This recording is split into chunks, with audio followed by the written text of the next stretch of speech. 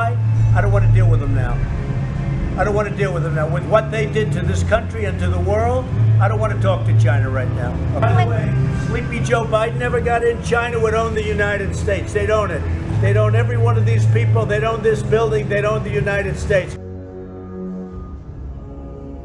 Ketika Israel dan Uni Emirat Arab menandatangani perjanjian damai, maka komentar di media berbunyi, "Interesting thing happen. Now Trump is considered by many Christian and Jew as a Jubilee man." Menarik, Trump dikatakan pahlawan yang datang setiap 70 tahunan sekali, Platinum Jubilee. Maaf, ini istilah yang dipakai biasa dalam terminologi Kristiani dan Jew. Trump Jubilee man, yang bener aja, itu komentar saya dalam hati. Mentang-mentang Amerika manuver menjadi juru damai perang Israel dan dunia Islam di Timur Tengah, terus Trump jadi Jubilee gitu. Saya teringat 70 tahun yang lalu Dwight Eisenhower juga dikatakan the Jubilee man. Ketika dalam periode menjabat di Amerika, dia dikenal dengan perjuangan melawan Uni Soviet yang komunis, yang anti Tuhan dengan nama Cold War periode tersebut. Cold War melegitimasi penggunaan mass destruction weapon alias nuklir. Cold War melegitimasi penggunaan mass bioweapon. Cold War presidennya Eisenhower. Sekedar mengingatkan sahabat semua bahwa dalam buku putih Pentagon, perang COVID ini dinamakan Cold War. Jadi Cold War presidennya Eisenhower, Cold War presidennya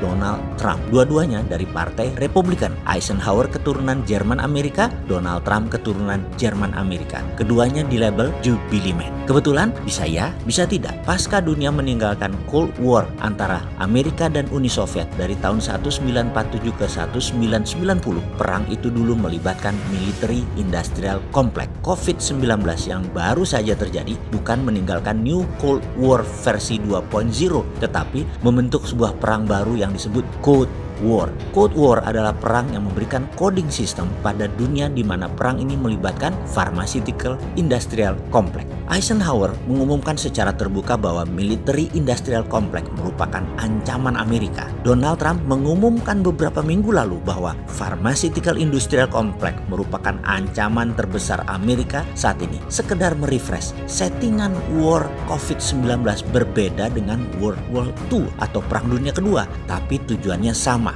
yaitu establishment of world order. Pertanyaan yang saat ini banyak timbul. Apakah diperlukan kinetic war saat ini? Seperti Tiongkok dan sekutunya yang terima obor versus Amerika dan sekutunya. Masih spekulatif. Tetapi kinetic war bukan teater utama, bukan panggung utama. Berbeda dengan Perang Dunia Kedua yang berkelanjutan dari Perang Dunia Pertama. Kinetic war itu adalah panggung utama, adalah teater utamanya. Sekarang pertanyaannya, kinetic war itu apa lagi? Si Sontoloyo ini kalau ngomong suka-sukanya sendiri. Oh ya, maaf, kalau di akademi militer menyebut perang militer itu namanya kinetic war, atau bahasa si Bosman karena wong podo adalah bedil-bedilan. Jadi rasanya kecil akan pakai bedil-bedilan, walaupun ada yang bertanya, survei Trump ini kalah 11 poin dari Biden. Mungkinkah Trump declare war dalam tanda petik sebelum election bulan November? Jawabannya pasti tidak pakai bedil-bedilan. Jadi tenang ya kalian para pendukung komunis Cina yang di tanah air Indonesia ini, yang saat ini kalian kebanyakan di belakang Biden mengharapkan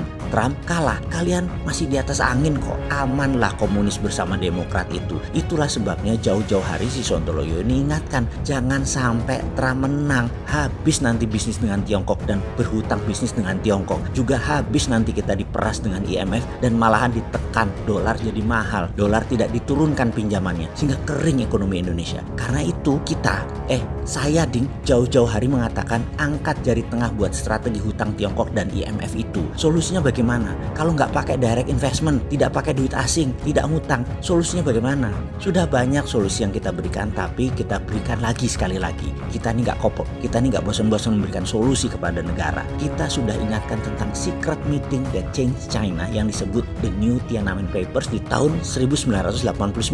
Masih nggak ada bijinya untuk melakukan action tersebut, masih nggak berani. Oke, kita lanjut. Kita bawa satu lagi strategi mundur sedikit ke tahun 1910, bulan November. The secret meeting that changed America, sejarah Federal Reserve. Bagaimana? Ngerti sejarah lah sedikit wahai pengelola negara. Jadi informasi sekilas ini mengingatkan di tahun-tahun tersebut, sekali lagi hanya mengingatkan di tahun-tahun tersebut mata uang dunia masih pound sterling loh ya. Ingat ya, belum dolar. Jadi strategi yang kita mau jelaskan dalam Secret Meeting That Changed Indonesia sama seperti tahun 1989 dan sama dengan 1910 atas nama rupiah. Itu baru namanya kita merdeka. Setuju? Masa ditelepon bini lagi meeting langsung pulang lu atau ATM sampean ini dipegang bini ya?